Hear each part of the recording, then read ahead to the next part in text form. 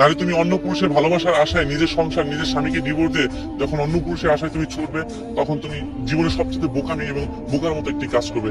এমন সমাজে না অনেক নারী আছে যে অন্যের পুরুষের আশা ভালোবাসার আশায় নিজের সংসার নিজের স্বামী নিজের সন্তানকে রেখে না অন্যের পুরুষের আশায় না সংসারটাকে তছনছ করে দিয়ে চলে যায়, নিজের স্বামীকে ডিভোর্স দিয়ে অন্য পুরুষের আশায় চলে যায়।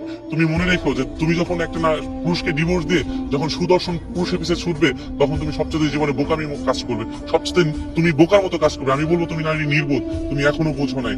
কারণ তুমি যখন একজন পুরুষকে ডিভোর্স দিয়ে যাবে, দুনিয়াতে 99% পুরুষই তোমাকে ব্যবহার করার জন্য চেষ্টা করবে, তোমাকে ব্যবহার করতে চাইবে। একটা কথা মনে রেখো, তুমি যেই সুদর্শন পুরুষের পিছিয়ে ছুটছো, তোমার স্বামীকে তোমার সংসার তোমার সন্তান রেখে ছুটছো, সেই পুরুষ তোমাকে কখনোই বিয়ে করতে চাইবে না। কারণ তোমাকে ভোগ করার জন্য তোমাকে ব্যবহার করার জন্য সেই পুরুষ তোমার পিছিয়ে লেগে থাকবে। একটা কথা মনে রেখো, দিন শেষে সন্তান, দিন শেষে তোমার সংসার, দিন শেষে তোমার স্বামী তোমার আপন, তোমাকে আগলে রাখার চেষ্টা করবে। তো তোমার ভালো লাগা, তোমার খারাপ লাগা, তোমার অসুস্থতাই, তোমার সংসার, তোমার সবকিছুই তোমাকে দেখে দেবে ওই পুরুষ, যে পুরুষকে তুমি ডিভোর্স দিয়ে তুমি অন্য সুদর্শন পুরুষের পিছিয়ে ছুটতে যাচ্ছ, ওই পুরুষ কখনো তোমাকে দেখবে না।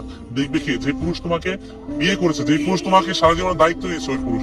এমন সমাজে না অনেক পুরুষ আছে জানেন, যে নিজের কষ্ট কখনো কাউকে বলতে পারে না, নিজের বউয়ের অত্যাচার, নিজের বউ এই যে অন্যের পুরুষের সাথে অন্য পুরুষের সাথে ভালোবাসা আসক্ত হয়ে যখন নিজের হাজবেন্ডের সাথে অশান্তি করে, নিজের সংসারে অশান্তি করে, সেই কষ্ট না পুরুষ কখনোই বলতে পারে না।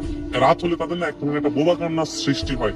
কিন্তু কি জানো, যে নারী তোমার বোঝা উচিত যে আমি আজকে আমার সংসার আমার সন্তান ফেলে আমি যে সুদর্শন পুরুষের পিছিয়ে ছুটছি বা যেই পুরুষের পিছিয়ে ভালোবাসার জন্য ছুটছি, এটা বোকামি, আমি নির্বোধের মতো কাজ করছি, এটা তুমি ভুল করছো।